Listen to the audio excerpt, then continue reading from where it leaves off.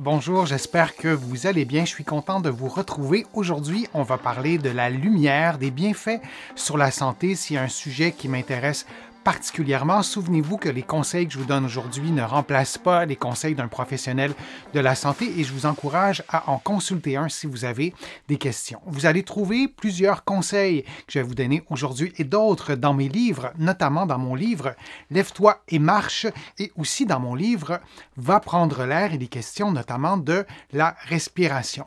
Une question qui m'est vraiment souvent posée, l'hiver, je me tiens plusieurs minutes proche d'une fenêtre, surtout quand le beau soleil est là. Est-ce aussi valable que d'être à l'extérieur? C'est une question qu'on se pose parce que parfois c'est plus difficile d'être à l'extérieur, parfois on n'a pas le choix d'être à l'intérieur. Et c'est une internaute qui m'a posé la question. Est-ce qu'il y a des bienfaits quand même de s'exposer à la lumière par une fenêtre? Oui, bien sûr. Par contre, il n'y aura jamais le même effet que la lumière, que si vous êtes à l'extérieur, la vitre va quand même filtrer une partie des rayons. On a l'œil qui reçoit la lumière, qui est converti en signal nerveux. Et il y a une cellule que je vais vous présenter dans les prochaines secondes, et ce sont les cellules à mélanopsine. On n'en parle pas souvent de ces cellules, elles sont absolument fondamentales et si je vous les montre dans une illustration qui est très sommaire mais qui est un peu plus complexe que la précédente, alors vous voyez les cellules à mélanopsine, c'est des cellules à ganglions, on les appelle souvent comme ça, mais ce qu'il faut retenir, c'est que ces cellules vont décoder, vont être sensibles à la lumière et vont informer le cerveau, mais ce ne sont pas des informations nécessaire à la vision. Ça ne nous aide pas à lire, ça ne nous aide pas à voir un paysage, par exemple. Ça indique au cerveau qu'on est exposé à une certaine dose de lumière. Et même certaines personnes aveugles, les personnes qui ne voient pas du tout, selon l'état de leur œil, pour le dire simplement, mais il y a des personnes aveugles qui ne voient pas, mais leurs cellules à mélanopsine fonctionnent. Et donc, lorsque moi je suis exposé à la lumière, comme en ce moment, j'ai beaucoup de lumière sur moi, avec des gros spots, bien, ces cellules à mélanopsine vont être stimulées et vont informer le cerveau qu'il y a de la lumière, vont informer le cerveau qu'on est le jour, en principe. Maintenant, ces cellules à mélanopsine qui sont sur la rétine vont informer l'horloge biologique. Alors, vous voyez un cerveau, en bas à gauche, c'est le cervelet, et devant, c'est du côté des yeux, disons. Vous voyez le chiasma optique, c'est l'endroit où les nerfs optiques se croisent. Et tout près, je vous remontre l'image en plus gros, tout près du chiasma optique, il y a l'horloge biologique. Je ne sais pas si c'est clair pour tout le monde en regardant l'illustration en plus petit, contrairement à quand j'ai préparé le contenu, j'espère que c'est clair. Donc c'est bleu, c'est vraiment très très près. Alors, ces cellules à mélanopsine vont informer l'horloge biologique qu'on est par exemple le jour parce qu'il y a beaucoup de lumière. Et cette information-là à l'horloge biologique va déclencher vraiment plusieurs mécanismes, notamment il y a des liens avec la glande pinéale qui produit la mélatonine.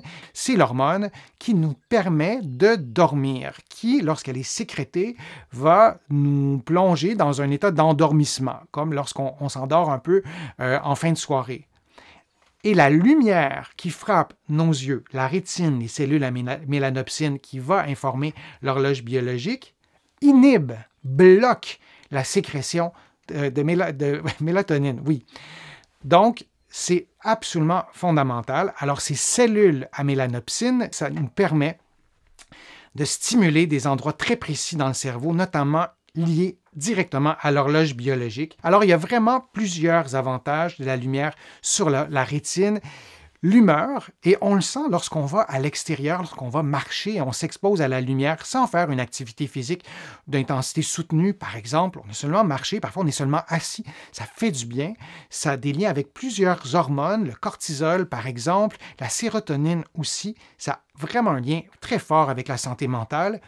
Et ça a un lien aussi avec la santé physique, notamment en raison de cette régularité du rythme circadien. Notre horloge biologique, la vôtre, la mienne, n'a pas exactement 24 heures, à moins d'être vraiment très, très chanceux. Mais en général, c'est un peu moins de 24 heures ou un peu plus. Et là, si on ne resynchronise pas nos horloges biologiques grâce à cette lumière et aux cellules à mélanopsine, qu'est-ce qui se passe?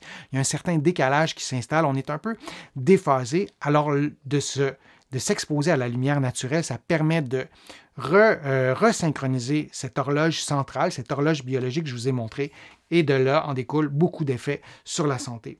Et lorsque vous le faites devant une fenêtre, bien, il y a cette information-là.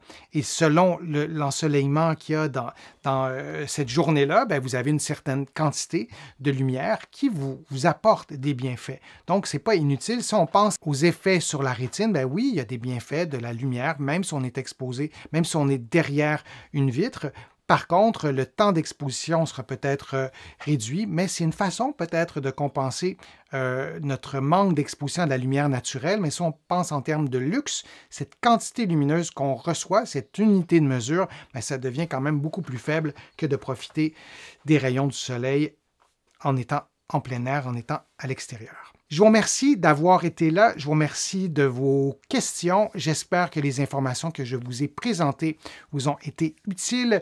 Vous allez trouver beaucoup d'informations sur mon site web, le www.denisfortier.ca. Vous allez pouvoir aussi y faire une contribution. Vous allez voir, c'est indiqué. Vous pouvez aussi la faire directement sur YouTube. Vous le savez, ça m'aide à vous produire de nouveaux contenus. Ça m'aide à vous produire l'infolettre, aussi des courriels thématiques auxquels vous pouvez vous abonner gratuitement sur mon site. Alors, vous allez voir le petit onglet contribution. Vous allez trouver aussi beaucoup d'informations dans mes livres que vous allez trouver partout en librairie, sur le web. Vous allez les trouver aussi au Canada. En France, notamment, Lève-toi et marche et va prendre l'air.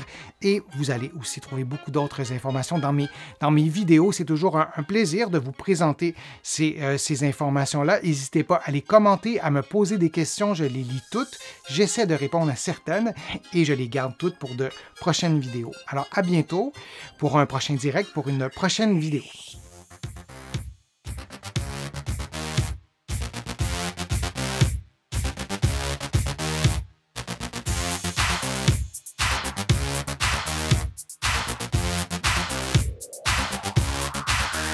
Shh.